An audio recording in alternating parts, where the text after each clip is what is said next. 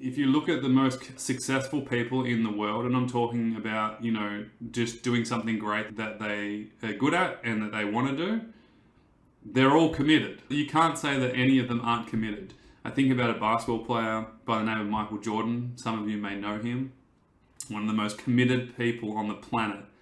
And one of the best results ever to have played the game of basketball. Same thing, there's a younger guy who plays for Chicago Bulls called DeMar DeRozan. And when you watch him play, he expects to win and shoot the game-winning shot. And when he makes that game-winning shot, he's not even phased. It's like, yeah, of course I was going to make that shot. He's so committed to the craft that it's just non-negotiable. Yeah, and I love that word non-negotiable. I got that from one of my first ever mentors, Craig Harper.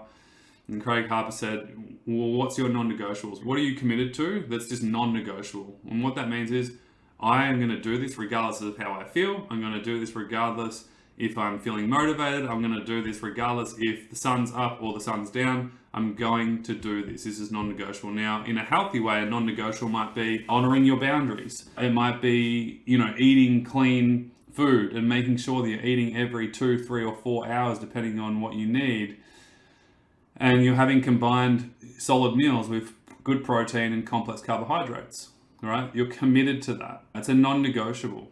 You're committed to, being consistent with your movement plan and restorative movement. You're consistent with staying within your baseline so you can move forwards and progress. And so the question is, how committed are you actually, and what are your non-negotiables?